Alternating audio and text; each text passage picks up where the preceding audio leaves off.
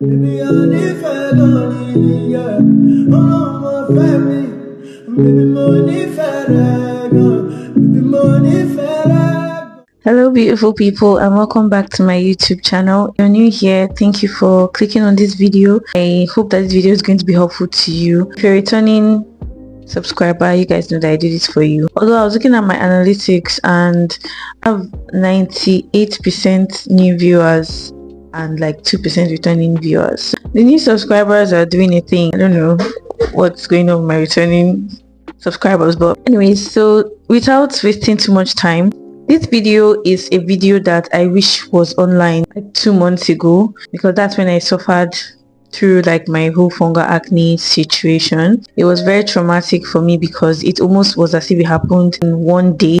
I started noticing like little bumps here and there, and then the next day it was like a full-blown outbreak. I was really depressed then. Imagine having clear perfect skin and then going to like your whole face is full of like acne. That's kind of what happened to me, and there wasn't much resources out there. Like I had to do so much research to find something reasonable that helped me out, and I hope that this video you'll be able to find solutions. Now, what is fungal acne? Fungal acne is actually, let me just say, it's kind of like an internet term for what is known as malassezia folliculitis. Just basically an infection of the hair follicles on your face with fungi. It's different to regular bacterial acne, because the regular acne that happens around the face is mostly caused by bacteria buildup, but fungal acne is different because it's actually caused by fungi. How do you spot this fungal acne? Fungal acne, it's kind of, most times it can be mistaken for close comedones because they actually look similar. But fungal acne, number one thing to note is that it's usually concentrated on the forehead.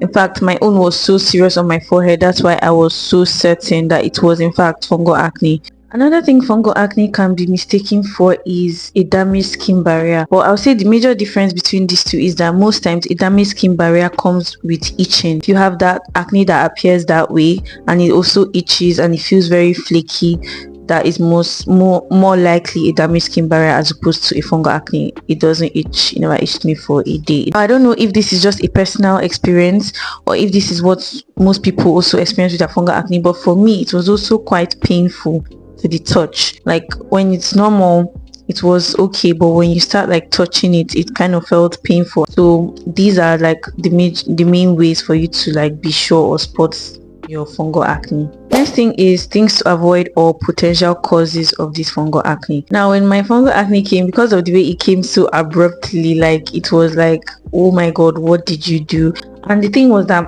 earlier on I had noticed like tiny dots, so it was kind of like coming out little by little, trying to warn me, but I didn't pay much attention to it and I didn't dip it until it was like a full-blown like infection all over my face. First thing I'll say is, when you suspect that you might be having fungal acne, you just have to stop everything you're using and reassess. There are some ingredients that can make this fungal acne worse, so when you suspect that you may be having it, you need to just pull back and look at everything you're using and reconsider the ingredients in what you're using so it doesn't make it worse. Next thing I'll say is that fungal acne loves heat, because fungi loves heat. Fungi multiplies actually better in a hot environment, so do not ever steam your face. This was something silly that I did when it first started coming out. I wasn't really sure what it was, so I felt like, okay, maybe if I exfoliated it would have left. So I wanted to do a whole steaming exfoliating treatment kind of thing at home. So I did the steaming and that kind of just made it worse. Like literally a build-up of things I did made it worse. Another thing that fungal acne really loves is oils. So if you use any oil-based products, like at that period as well, I remember a brand gifted me an oil cleanser, so I was kind of like doing the most with the oil cleanser. I think I was using it like every 2 days, like I was given a day interval between using it, which was even very unnecessary because oil cleansers are mostly important for someone who wears a lot of makeup, which I do not. Basically, I was testing out the product, so nothing would have happened if I had not already started getting the fungal acne. Like if I had already not started coming out, but for the fact it has started coming out and I continued using these oil cleansers, it just made it worse. Using oil-based products, whether it's oil cleansers, oil-based serums, scented oils, like anything oil, is fungi loves it. They proliferate very well in an oil environment, so pair of oils. The next one is fermented products and foods. fungi is a microorganism, yeah. So microorganisms proliferate better when other microorganisms are like around. Using a fermented product with more microbiomes than necessary, you're literally just hoping this fungi multiply and increase its colonies. One thing I'll say is especially rice. Any skincare ingredients that contains rice, you know it has to be fermented rice. Even if you leave like rice unattended for like a day, it ferments. So anything with rice just needs fermented rice and it's going to make it work. I was using a particular toner that had rice when it started. I was doing things to make it better, but I was still using that toner because I didn't know. And then I was noticing that it's like it will get better, then I'll use that toner, it's not get worse. So like I said, I wish I had this video 2 months ago when I was going through all this. We talked about the things that make it worse. Now we're going to talk about things that actually potentially could help, like icing my face. So when I was treating it with all the other things, I started icing my face more, just basically because my face was always so red, especially my forehead. Like the fungal acne really made my face really red. It helped with the inflammation and the redness. I'll say sheet marks are the next things that helped. I started using sheet marks when almost everything was gone, and I was just at that point I was just trying to, you know, maintain my skin, lock in moisture. But I'll say the kind of sheet mask you're using is very important. Some of these sheet masks that they're importing and selling 500 naira, like I really don't know what's be inside those sheet masks. So if you want to use a sheet mask, just be sure what is inside.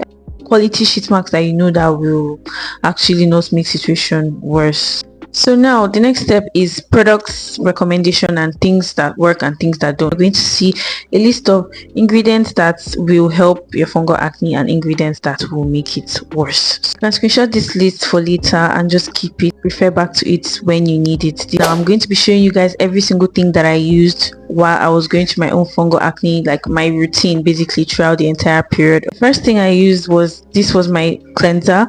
I had to look for a cleanser that had an active that will help. And this tea tree face wash actually really helped, and it was quite affordable as well. This Kraton's toner is my favorite product. Like the video I made on it about this same fungal acne situation on TikTok really took off, went viral, and so many people have texted me about this toner, asking me what they should pair it with, you know, stuff like that.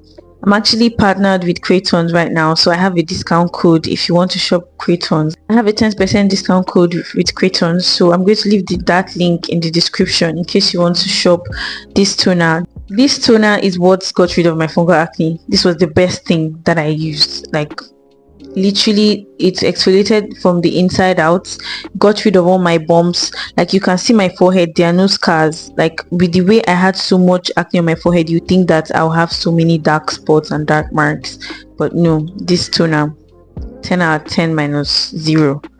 Now for this Melixa balancing toner, I didn't have this toner when I had fungal acne. I wish I did. Why? Because it's a vegan toner.